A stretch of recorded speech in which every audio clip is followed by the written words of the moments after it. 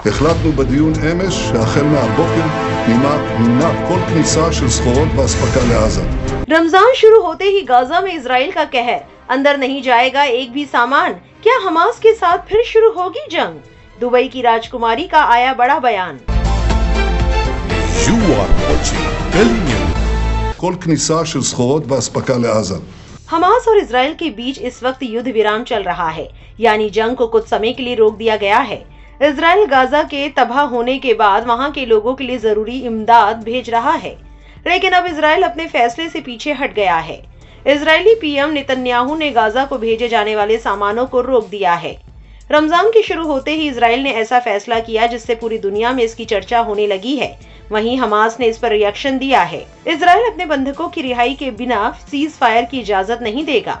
उन्होंने साथ ही धमकी दी कि अगर हमास ने सीज फायर के विस्तार के लिए अमेरिकी प्रस्ताव को स्वीकार नहीं किया तो उसे आगे के अंजाम भुगतने होंगे। वहीं हमास ने इजराइल पर नाजुक संघर्ष विराम समझौते को पटरी से उतारने की कोशिश करने का आरोप लगाते हुए कहा कि जरूरी इमदाद बंद करने का उसका फैसला जबरन वसूली का घटिया हथकंडा, युद्ध अपराध और सीज फायर समझौते पर हमला है। इजराइल के इस ऐलान के बाद सोशल मीडिया पर दुबई की राजकुमारी हिंद अल कासमी ने भी रिएक्ट किया है। हिंद अल कासमी ने लिखा है, इजराइल द्वारा गाजा में इमदाद रोकने के इस फैसले का सऊदी अरब पुरजोर विरोध करता है। Saudi ministry of foreign affairs ने इस फैसले को इंटरनेशनल लेवल पर इंसानियत का कानून को तोड़ने वाला बताया है।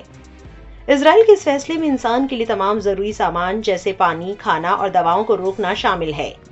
सऊदी अरब ने इजराइल पर आरोप लगाया है कि वो भूख को जंग के हथियार के रूप में इस्तेमाल करना चाहता है।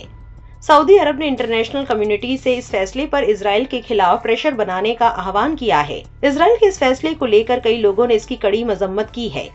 एक शख्स ने एक्स पर लिखा है, इजराइल ने तमाम इमदाद को रोक दिया है। गाजा के बच्चों के बारे में जरूर बात कीजिए, वो इस वक्त बहुत मुश्किल वक्त से गुजर रहे हैं। एक लेखक है अमरीश मिश्रा, अपने एक्स हैंडल पर लिखते हैं, इजराइल द्वारा गाजा में ह्यूमैनिटेरियन एड रोकने का दुनिया भर में व्यापक विरोध हो रहा है। हमास ने कह दिया है कि अगर एड चालू नहीं हुई तो बाकी इजरायली कैदियों को वो नहीं छोड़ेगा। इस बात पर तेल अवीव में इजरायली नागरिक नेतन्याहू के खिलाफ प्रदर्शन कर रहे हैं। आपको बता दें, इजराइल हमास के बीच सीज फायर का पहला चरण शनिवार को खत्म हो गया। दोनों पक्षों के बीच अभी दूसरे चरण पर बातचीत होनी बाकी है, जिसमें इजराइल के अपनी सेना वापस बुलाने और स्थायी युद्ध विराम के बदले में हमास दर्जनों शेष बंधकों को रिहा करेगा।